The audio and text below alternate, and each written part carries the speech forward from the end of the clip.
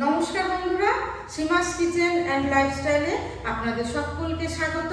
আজকে আমার কিচেনে রান্না হচ্ছে বাটা মাছের ঝোল। আপনারা আমার সঙ্গে থাকুন, দেখতে থাকুন আমি কিভাবে এই বাটা মাছের ঝোলটা রান্না করব। বাটা মাছগুলোকে নুন হলুদ মাখিয়ে রেখেছি, এবার কড়া করে ভাজবো।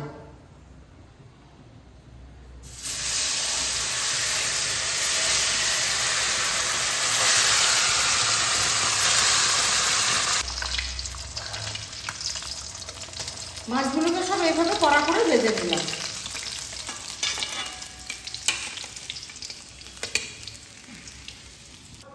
মাছ ভাজার তেলে ফোড়নে দিয়ে দিচ্ছি একটা শুকনো লঙ্কা, হাফ চামচ কালো জিরে,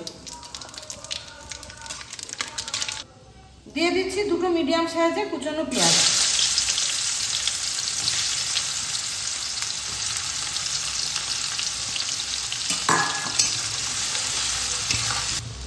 একটা বড় আলু কেটে রেখেছি, এটা ওই পেঁয়াজের সঙ্গে ভেজে নেব।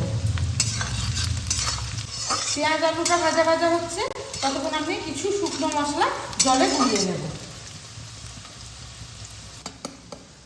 হাফ চামচ হলুদ, হাফ চামচ কাশ্মীরি লঙ্কার গুঁড়ো, হাফ চামচ শুকনো লঙ্কার গুঁড়ো, হাফ চামচ জিরে গুঁড়ো, এক চামচ ধনে গুঁড়ো, জল দিয়ে আমি এটাকে মিশিয়ে নেব।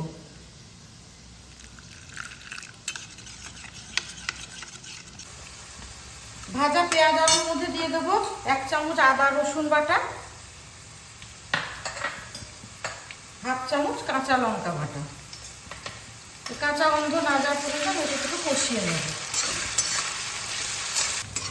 এবার দিয়ে দেবো বানিয়ে রাখা শুকনো মশলার পেস্ট, এটাকেও কষিয়ে নেব আলু পেঁয়াজের সঙ্গে ভালোভাবে।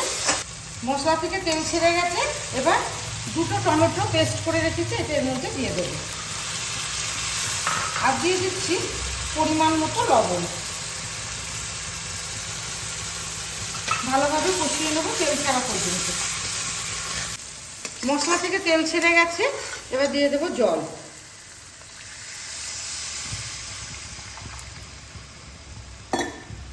মশলার সঙ্গে ভালোভাবে জলটা মিশিয়ে নিচ্ছি। আর স্বাদ ব্যালেন্সের জন্য দিয়ে দেবো এক চামচ চিনি। ঢাকনা চাপা দিয়ে 5 মিনিট কুক করে নেব। ঢাকনা চাপা দিয়ে আলুটা 5 মিনিট কুক করে নেব।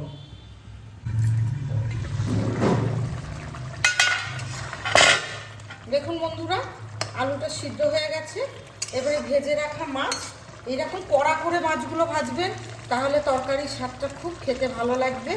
এই মাছগুলো এবার আমি ঝোলের মধ্যে দিয়ে দিচ্ছি। কড়া করে ভাজা মাছগুলো, বাটা মাছগুলোকে ঝোলের মধ্যে দিয়ে দিলাম। এবার আমি 4 মিনিট মতো এটাকে কুক করে নেবো, যাতে এই ঝোলটা মাছের মধ্যে ঢোকে।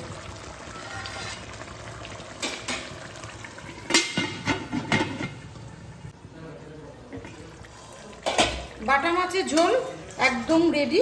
ভিডিওটি ভালো লাগলে লাইক, কমেন্ট, শেয়ার করবেন এবং সাবস্ক্রাইব করে আমাদের পাশে থাকবেন। দেখা হবে নেক্সট ভিডিওতে।